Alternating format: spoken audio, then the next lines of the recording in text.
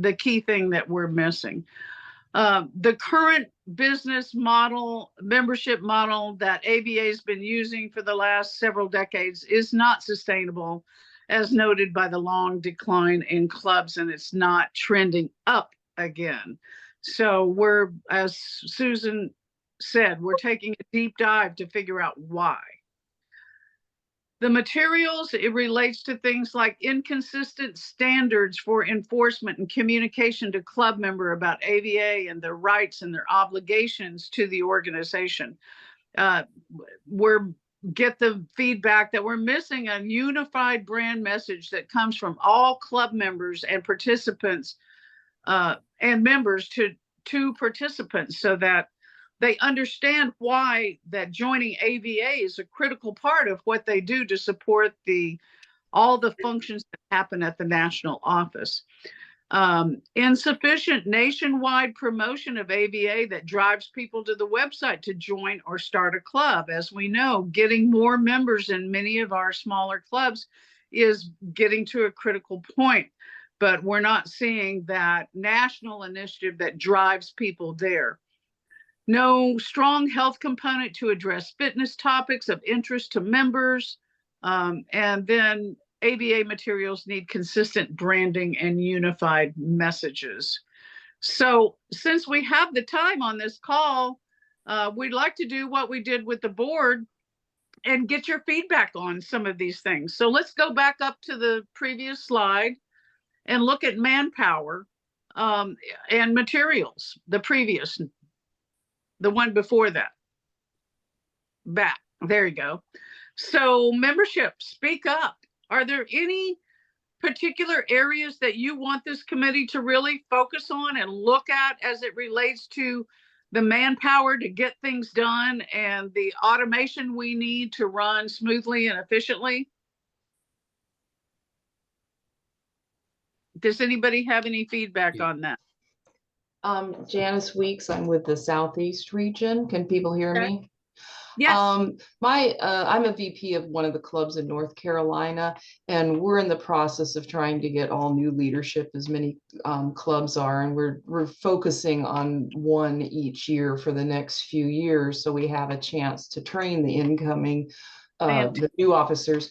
So I guess my biggest suggestion would be if there were more volunteer training materials available, because we're all kind of, we were brought in, kind of learned the jobs as we were doing it. So if there was some sort of standard manual with training suggestions, I think that would help a great deal. Thank you. What about online, just like a static course you could go to online for training? Would that help? Yeah, anything. I mean, the majority of our club members are very, good with computers. So that would be great. And yeah, less materials than that we would have to keep remembering to pass down to the next officer would be great too. We could just, refer everybody to the website. So yes, great suggestion. Great. Yeah, we also think there is a need for some printed, maybe laminated materials that you have until it becomes part of everybody's script of how they greet new participants. Right. Thanks for that feedback. Anybody else? Anything about manpower? We're a very volunteer driven organization, and we have to we can't grow really fast because we've got to stage ourselves in each position to make sure that we've got the manpower to cover all of our programs. Any other suggestions about areas to look at in manpower? If not, let's move on to machines. So automation, of course, AVA is an old organization, has been doing things by paper for a long time and have just begun in the last 5 years to really start utilizing their technology and automating things. This committee is charged with also looking at what things would be suitable for automation and to explore solutions for that. Any suggestions from the membership about how to be more efficient in managing clubs, their dues, their invoices, their reminders, all the things that need to be done, the paper forms for starting a new club? Any suggestions around any of that?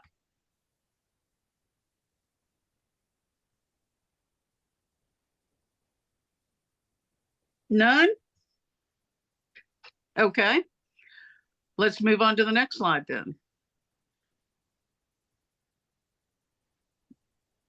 Next slide, methods. So methods is relates to how things get done.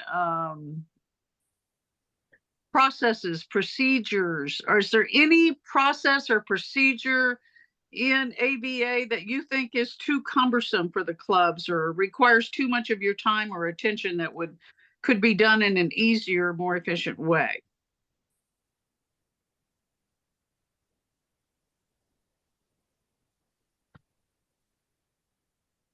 Nothing? Okay. And materials, finally. So we got a suggestion from the North Carolina clubs about training materials. Are there any other materials, forms, printed materials that you use with your members or your participants that you think need to be evaluated and updated or automated?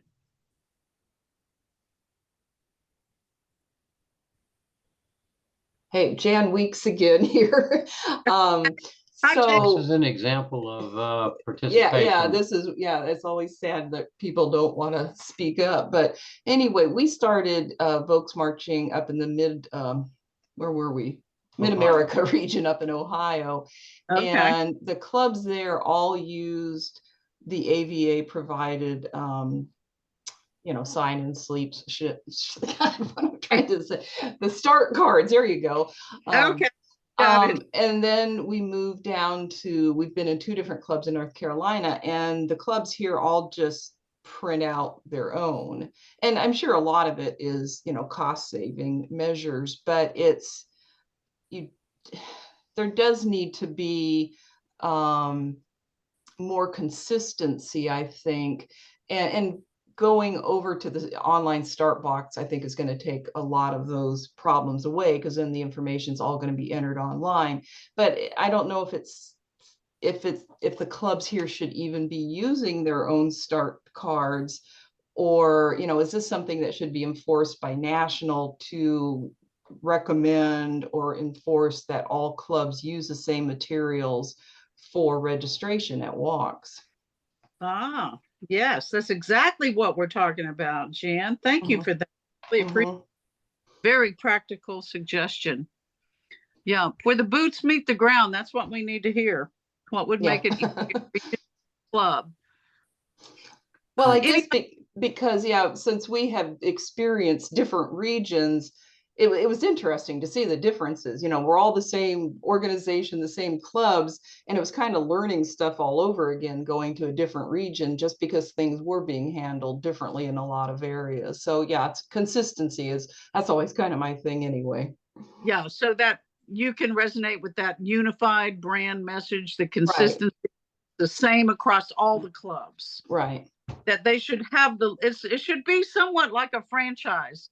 When you go into McDonald's, you know what that cheeseburger is going to take. As bad as it is for you. All right. Is there any other feedback? Thank you, Jan. I appreciate you. Yeah. Teresa Kennedy, can I? Hi, Teresa. Hi. Go ahead, Teresa. When I am developing a walk, the one piece of it that I find to be a burden is the brochure. And I don't, brochure? the brochures that we've been doing since time began. Okay, that ABA brochure. And I don't know why we still need to do them. Okay. You mean for the traditional walks? For the tradition. With the online sanctioning, you can instantly produce that brochure. Well, she's saying that it's kind of outdated and not needed. Not that they don't have it. What would be the best replacement, Teresa? Well, when I think of even putting in the driving directions, it seems so antiquated to have to do that. Oh. I'm going to speak up. This is Eileen Skinner. Okay. Hi, Eileen. Hi. I think we should have the brochures, because what we do is we don't hand them out to people. We publish them on our website, And then Oh. they're available for printout, and we use our own form. We tried the AVA, but you couldn't really do everything you wanted to, add the pictures and the history. And that's what we do. We put a little history in there or what you might see. And then we put it on the website, and it's also linked on our Facebook page and on our web page. Under our calendar, you can just click on it and go to the brochure. And I think it, So yeah, you've customized the brochure for your club. yes, we do, but we still follow the AVA format. I love it. What club are you in, Eileen?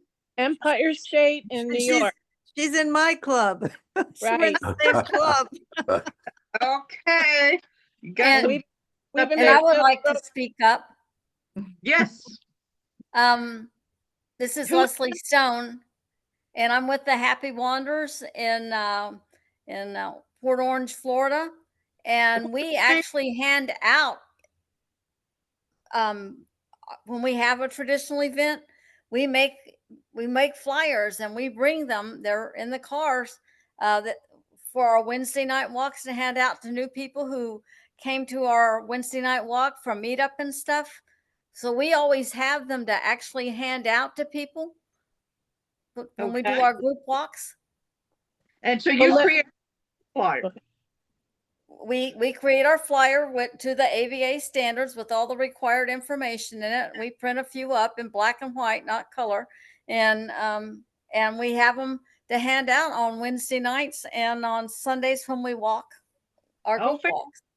Okay. Well, we have our Wednesday night walks here in Empire State in the summer. There's 18, and we've been creating a booklet with a page for each of the walks for the whole summer. And anybody who wants one can have one. They're mailed to all the members. And that's the way we advertise those. Yeah. Oh, so you have And we your own booklet of walks for your club members.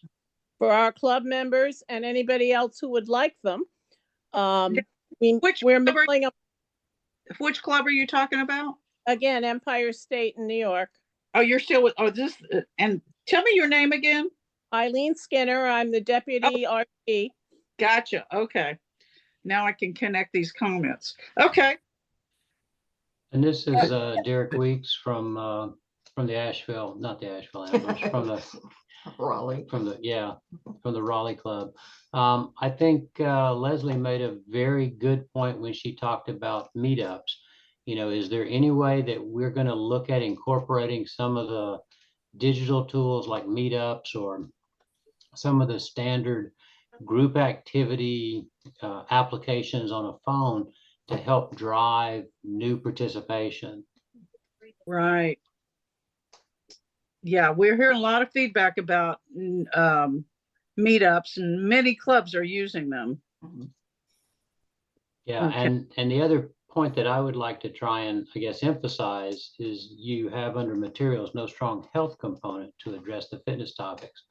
And I think that's a very solid point and something that we should be emphasizing to members and potential members as a way to help encourage people to come out and walk and say, hey, you know, you don't have to go run 10K, you can walk 10K and get just as healthy.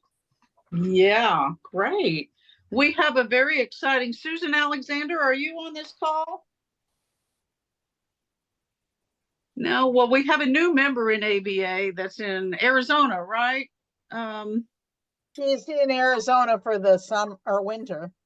Oh, she's like a two-state person, but very excited about AVA. Join has her 2 teenage sons. She's already sanctioning trails. She's already creating trails for her neighborhood and bike events for her teenage boys. And she's also a professional writer and has done tons of writing on eating vegan and health components. And she's very excited about AVA really taking on providing information to its members about fitness and health and why walking is such a good solution for so many of those things. But I appreciate that. Derek, is there anything else? Nope, that's all. for Bobby. me. Thank you. This is Bob from Mid-America region. Can you From hear where? me? Yeah, Bob from where? Mid-America region. Mid-America. Hi, Yeah. Bob. Bob Buzlich.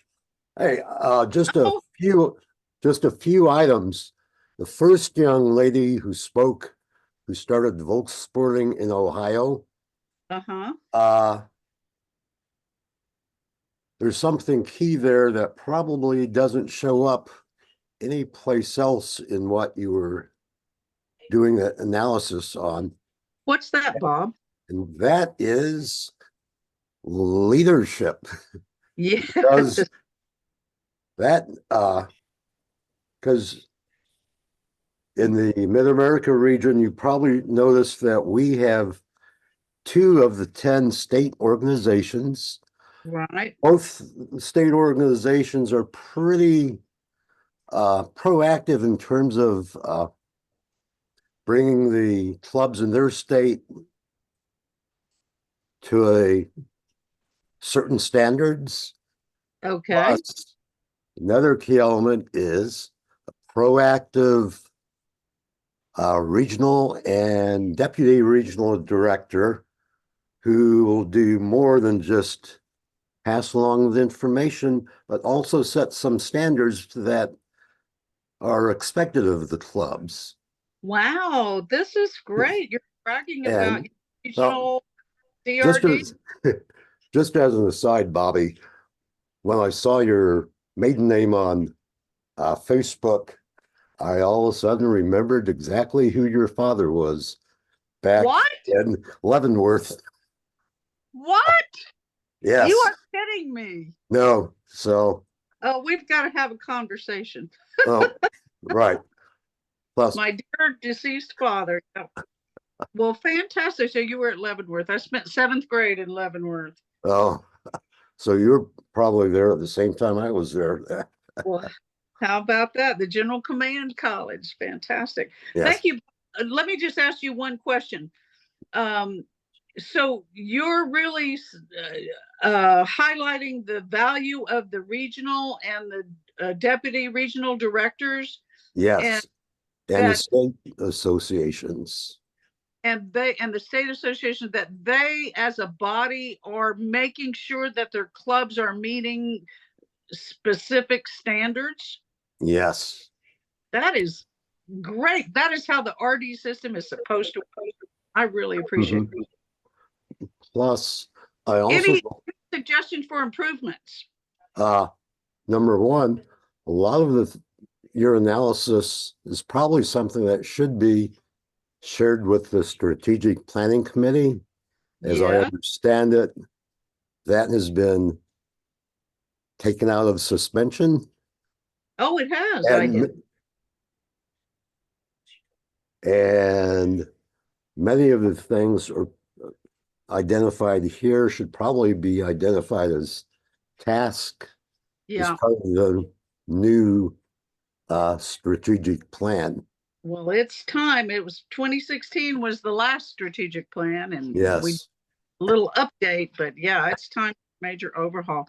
I'm glad you let me know about that. We do need to coordinate. As a matter of fact, our committee has to coordinate with the app committee, with technology, with fund development. I mean, as soon as we have our membership models ready to unroll and get feedback on, we want to meet first with the committee chairs just to make sure that we're all kind of rowing in the same direction. And then we will share all of that with the membership. Bobby, I'm sorry, we have about 10 minutes left on this segment. Okay. Presentation we got to get through. Okay. I was just gonna say, this has all been great feedback, but we've used well more than our share of the meeting. We need to probably turn it over. I see Jerry Wilson's on the call. That's really the exciting news about tonight. Part of the exciting future for AVA is the 2025 convention. Yes. This is Teresa Kennedy, and I really have to tell you my idea. Okay. What's Can your I idea? Okay. So I've often thought that AVA needed a national organization that would promote us. And to me, the perfect partner would be AARP. And since we now have the new member you mentioned who's enthusiastic and a writer, could she be used to write an article about AVA for the AARP Oh. magazine that goes out all the time? And then you strategize so that she writes the article promoting how great it is. And then you have people in subsequent issues writing letters to the editor thanking her Oh, I for, love it. for the Okay. information. Yes, I All used to. right, that is a very good idea, Teresa. Wayne Knapp, you have your hand raised. Yes, thank you. I'm looking at, I'm sorry, there's a feedback here. Can you hear that? Can you Yes, turn you're yours on? echoing. Okay, can you hear me all right? Now you're good. Yeah. Okay. I'm looking at the methods chart, and it says that bullet point number 3 says AVA is violating its own policies. All club members are required to join AVA to participate in AVA activities. I don't recall seeing that. Maybe it's there, but coupled with the next bullet point, some clubs have not reported their member counts, making it hard to know how many members there are. I'm thinking that if everyone who joined a club is also a member of AVA, and vice versa, anybody who joined AVA is a member of a club, those two bullet point issues could be solved because then both AVA and the clubs would know exactly how many paid members they have. So you're talking. Unfortunately, there are some clubs that do not charge any annual dues. And I think without doing that, there aren't true participants, true members of those clubs. Anybody can just join a club by sending in an email, say, I want to be a member. You could have 5,000 members in a club that only has 3 active participants. Right. So, that's just unreal. So I think there should be some sort of a membership dues. And I think if you're a member of a club, you also ought to be a member of AVA and vice versa. It should be some sort of dual. You do it all at once. Yeah. Okay. Bobby? And who was this? This is Jerry Wilson, and it's been years since I looked at the bylaws, but I think there's 2 definitions of member. One is clubs. So those 198 clubs are in compliance with the bylaws because they're a member of AVA. Right. There's also the member definition of an individual, and yes, they are not. But I think where some people look at the bylaws, we are in compliance because those clubs do pay their dues every year. And if they don't have a traditional event, something happens, So right. I think there's just a problem with that definition and that bullet point. Well, and their members may or may not be a member of AVA. So thanks, Bobby. Right, but I think that part of the bylaws isn't going towards the individual, it's going towards the club. And that club is a member and in compliance with the bylaws. Thanks, Jerry. I'm gonna ask, because I know, well, wait, hold on, Bobby. I know Wayne has a question and it's probably related to the bylaws. I want to let Wayne say what he would like to say real quick. And then I want to ask Susan if we can just maybe take 3 to 5 minutes to finish the slides since you have them. Oh, I think, as soon as Wayne has any more to say, that I think we can wrap it up at this point. We really want to get to the convention. Okay, Wayne. I'm done for now. Thank you. All right, thank you. All right, thank you guys for your feedback. Really appreciate it. Thank you, Bobby. So with that, we'll move on to the convention. I'd like to introduce Jerry Wilson. He was also a previous board member. Now he's serving on chairing a committee, the convention committee. Jerry Wilson, it's all yours. Hi, well, thank you. Good evening. Sorry I wasn't here earlier. I tried to sign on repeatedly with my AVA email address and it wouldn't work. Well, then I finally tried my home one and it worked, and we were mid the last discussion. So I'll begin with last Tuesday, the AVA board decided unanimously to hold the 2025 AVA Biennial Convention in Las Cruces, New Mexico. Details are still, of course, being worked on. We're developing as we go, but the dates will most likely fall between April 26th, which is a Saturday, and May 4th, which is a Sunday in 2025. These dates do include any pre and post convention walks. So if you look at those dates and you say, I want to be there just for the convention, you're probably talking Monday through Friday. But we want to give you all those dates when we do put them out. At the AVA board, a representative of Visit Las Cruces shared a presentation on the Las Cruces area. I'm told that presentation went over very well. I unfortunately couldn't be at that meeting. Tonight we have Liz Vega, an event manager from Visit Las Cruces, to share a presentation with you. Liz, are you there? Hi, Jerry. Hi, everyone. Yes, I'm here. Can you hear me okay? Yes.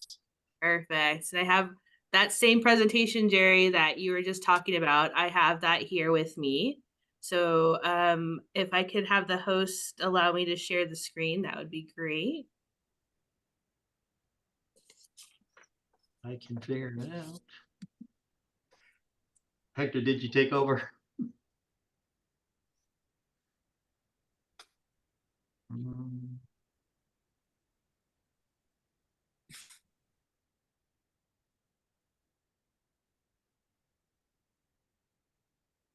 Or if you want to try to make me a co-host, that might work too. Just for this portion.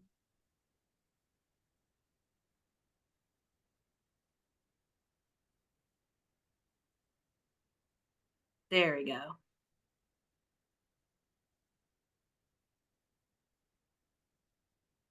Can everyone see the first part of that presentation? Yes. Fantastic.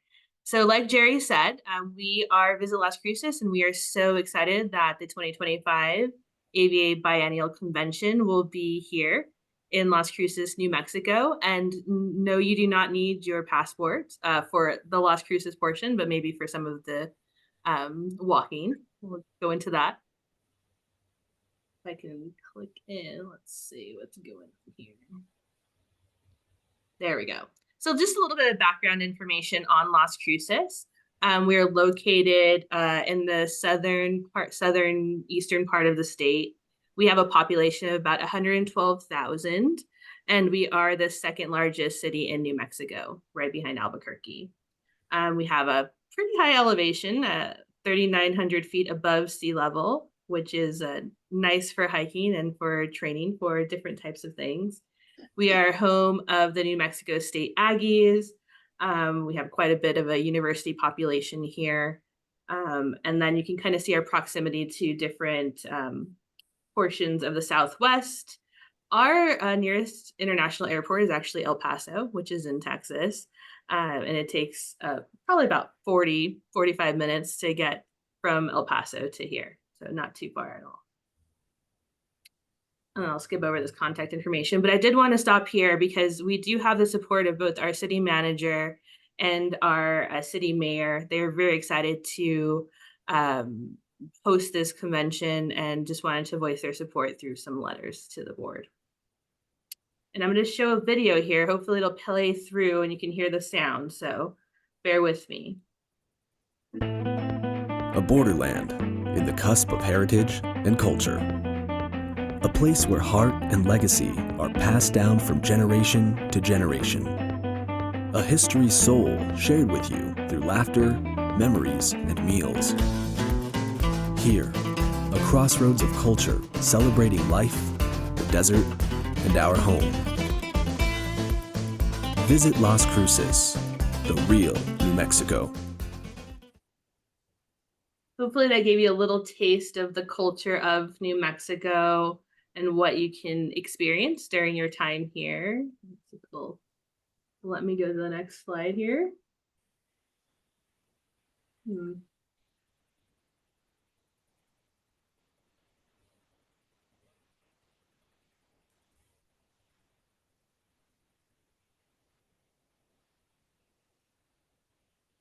Bottom left.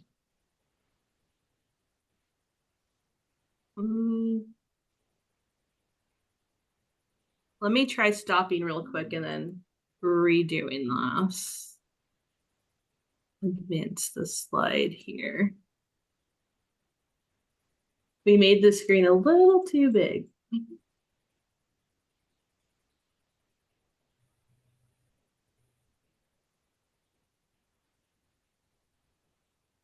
Whoops.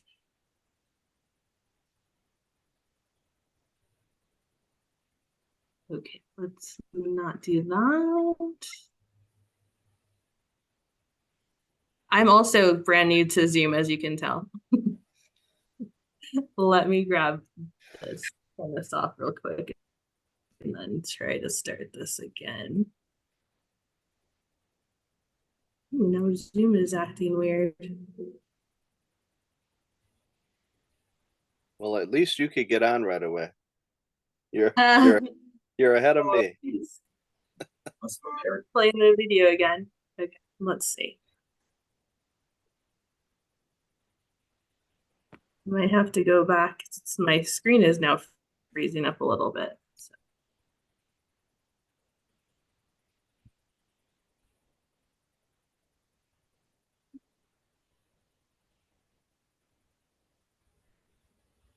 I love it how all of my screens decided to like die at the same time here. If I jump off, I'll be right back. Don't you worry. All right. While you're gone, I can add, and it might have come up during the questions, and maybe it won't because we're running out of time, but Henry and I were in Las Cruces. We got to see a lot of the area, very nice convention center that seems to have everything we want. There's a variety of lodgings, and some of that will appeal to our members. Some even that take their RV there. And of course, the walks are different than what we've seen. I think there'll be a variety of walks that we can enjoy. The reason we're looking at April is because you don't want to be out in the desert in July and June. And also we were trying to avoid Easter, which is really late. It's like April 20th in 2025. And avoid the local college graduation, which is the beginning of the second week or the second weekend, I guess, in May of 2025. So if there's any question on those dates later on, that's where we were kind of pushed to. And of course, we want to hold the convention before new national officers would take their position on July 1st.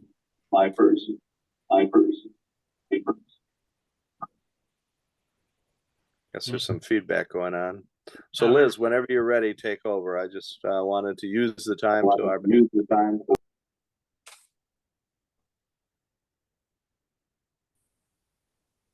Yeah, she said she would be right back, but I don't see her. Keep going. What Henry and I did was fly into El Paso, and they have a nice van service that goes from El Paso to Las Cruces.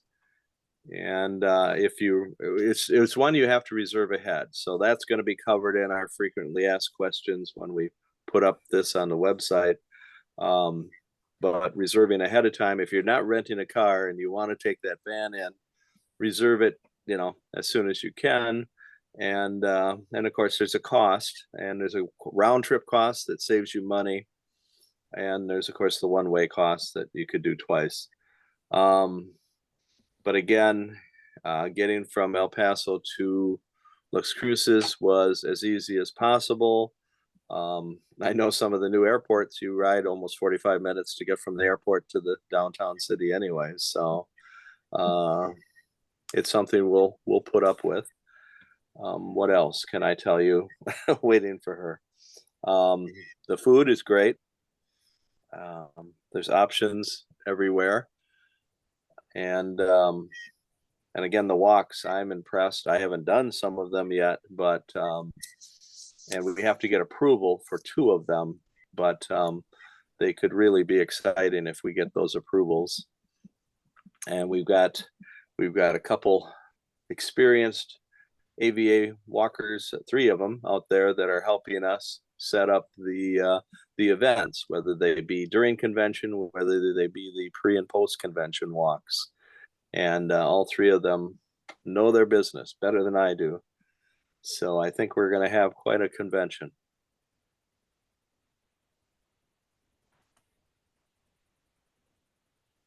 Liz, are you back yet? I am. Can you hear me? Yes. I can hear you now. Okay, perfect. Let me, I'm just gonna probably go from the screen slides here. So it looks a little bit smaller, but I think we can see it better that way. So I just wanted to touch on some of the highlights of the presentation since I know we're kind of running out of time here. So wanted to talk about Las Cruces, the community.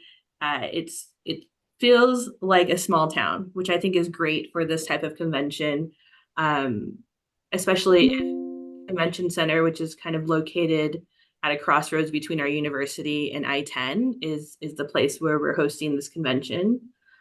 There's quite a few hotels, as you can see in this zone. A lot of them, 3 of them are right near the convention center, but most of them are within walking distance. As you're a walking group, it won't be an issue at all for that. And we're going to send this presentation around so everyone will have access to it too.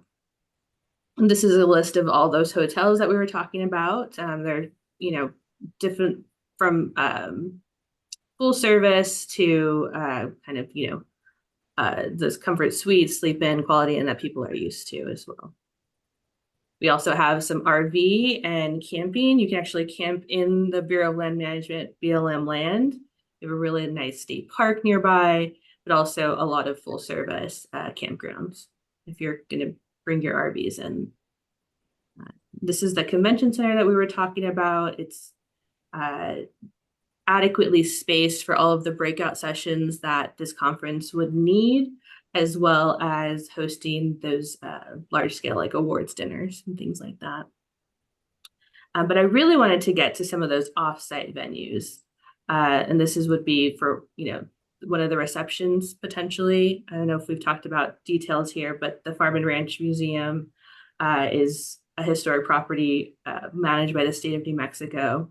And it's a museum plus event space, which is a really interesting venue to host events like this.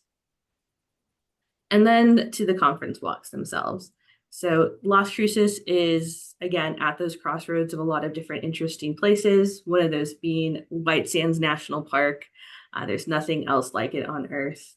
It is about 30 minutes north of Las Cruces, so it's an easy drive that we would be helping with, and offers you a walk within the gypsum dunes. And you can do this in a t-shirt. It's not actually snow, even though it looks like it.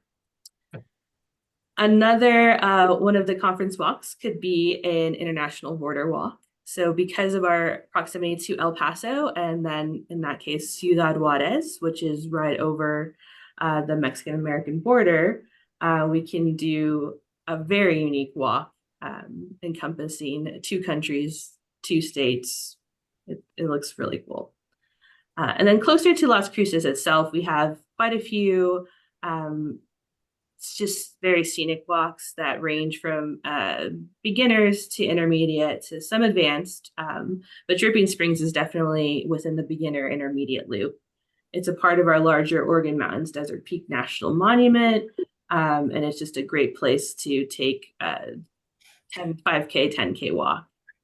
If you're looking for something a little bit more historic, we have our Old Mesilla, which is very picturesque, and your walk would take you around many of our local wineries and breweries in this area, plus very historic restaurants, which is a great place. Like Jerry was mentioning, there's that pre and post. So we have a list of all of our day trips in the area: Hatch, Cloudcroft, Ruidoso, which are mountain communities that are very accessible to Las Cruces. But one thing I really wanted to focus on for this presentation is our commitment to this conference.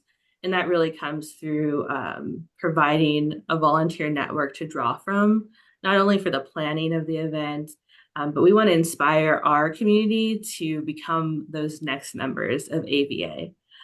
So we know this is a community that has good weather year round, that is already out in these recreational spaces, that we can convince to come and be convention goers, but then long-term members of the organization. So with that, I will stop my sharing and open to any questions that anybody may have.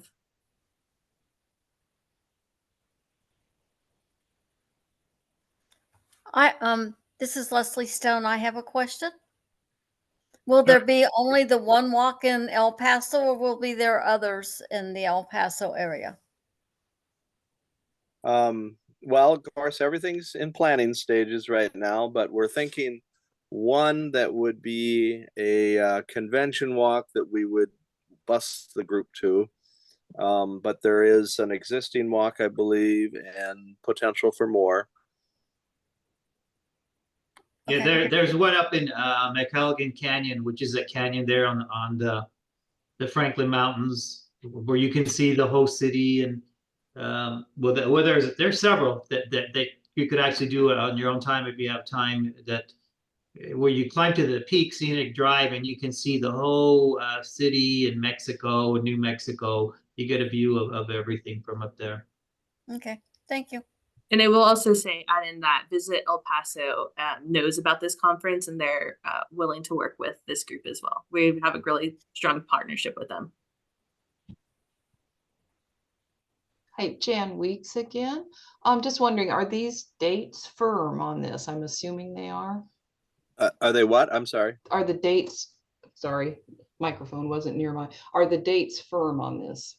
Not yet firm. I mean, I've got a good working list or itinerary, but Henry does all the contracting, and we still have to make sure there's rooms available and the convention center is available, and hopefully he can get us some good prices. Okay. So it's definitely within that time frame. I mean, I can give you a bigger time frame, the day after Easter, with the 21st of April to the 8th of May, but we've got it down to our normal 10-day period, and within that, I sure hope it works out that we're the Monday through Friday. Let's see here. It would be April 28th through Friday the 2nd of May, but I don't want to call those firm. All right. Well, we're excited. We'll say that. We haven't been to, I mean, I grew up in California, but I haven't been back to that area of the Southwest in years. So I think it's a great move. Good. So, but you know, I'd save those dates, but I wouldn't book my trip yet. Okay. Okay. Thanks. We're working on those dates, and Henry's going to do the best to get us the good prices, and of course there has to be the availability, but we are, it sounded good when we were there as far as availability. Thank you. Mm-hmm. Question for Liz. Can you hear me? Yes, Joe, go ahead. Liz, what is the average daytime temperature of the area there during that time frame? Just curious. Absolutely. So the end of April into early May, we're sitting probably in the mid 80s, but that is the daytime high. So as you know, desert, it ranges anywhere from probably a low of 45 in the early mornings, and then the temperature does start dropping here around sunset. But that's why we always say in New Mexico, layering is best. But we're past our usual windy season at the end of April. So it's just beautiful sunny weather. Great. Thank you, Liz. Mhm.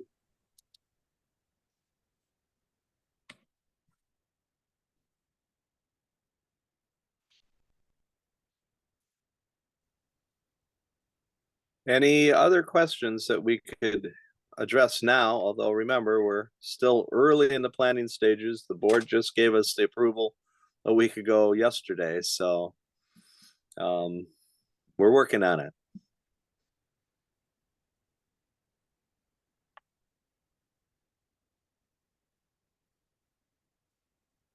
Well.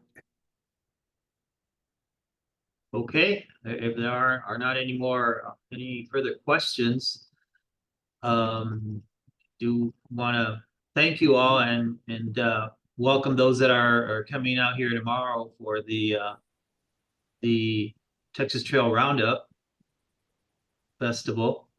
We look forward to visiting with you and walking with you, and look forward to re-engaging next month with everyone. We will have the subjects or topics posted in the next checkpoint.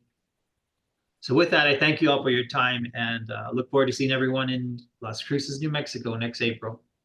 Good night. Thank you. Thank you. Good night. Bye-bye. Good night, everyone. Hi, everyone. See you in Las Cruces.